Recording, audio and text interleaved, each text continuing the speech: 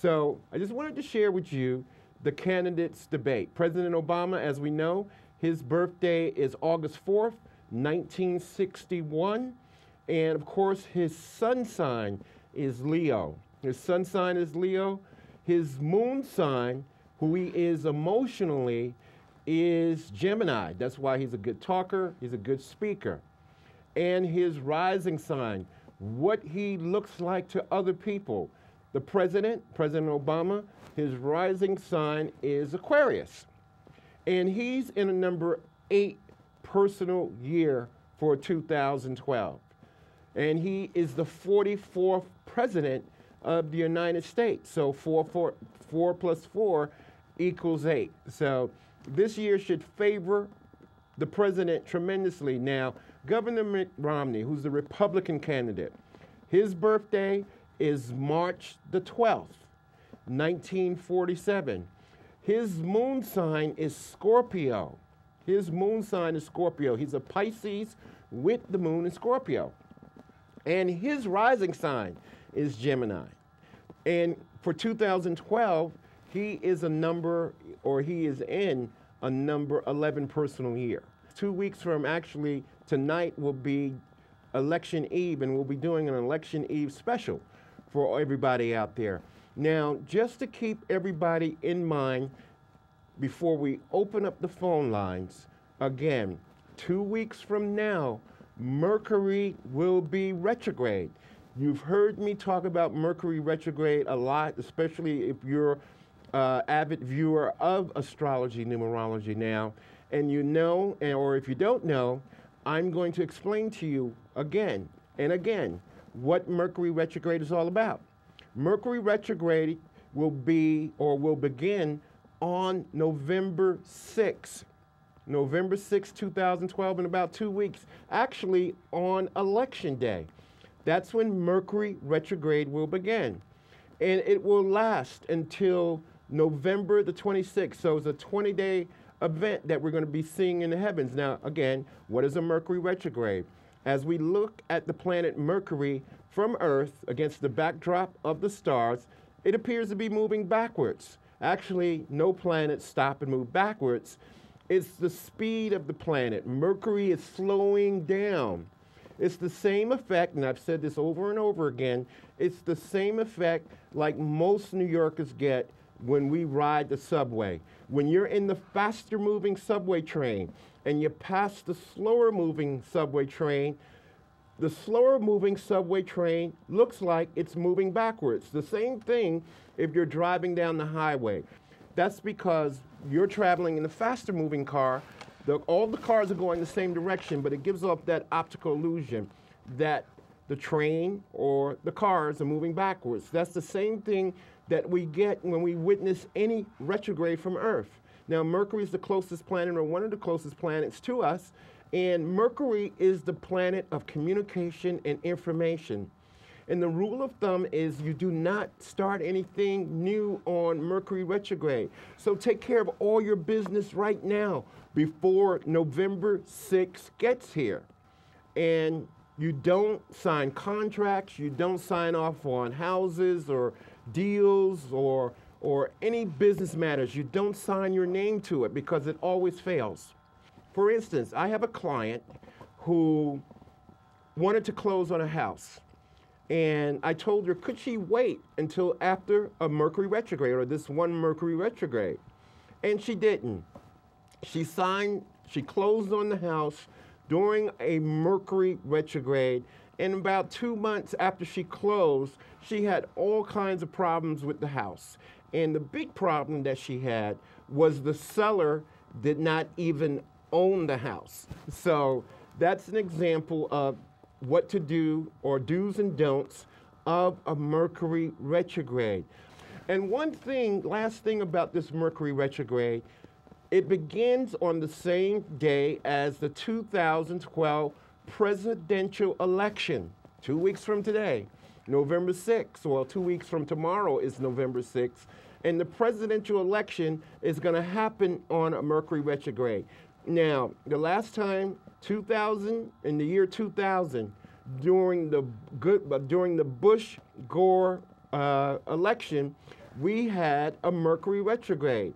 And that's when we had to do a recount. It took 3 weeks before the Supreme Court ruled that George Bush had won the election. And I believe that we are going to experience a delay in knowing who the winner of this election is going to be, because it's going to be Mercury, or going to be held during a Mercury retrograde. Hear me now, believe me later. Watch out for the shenanigans that's going to go down during this upcoming Mercury retrograde from November 6th to November 26th, especially happening during the presidential election. What's your birthday? What's your name? And where are you calling from? I'm calling from New York City, Manhattan. My name is Modesto Vargas. Okay, Mr. Vargas, what day is your birthday? 4/27/74. 1/27/74? 4/27.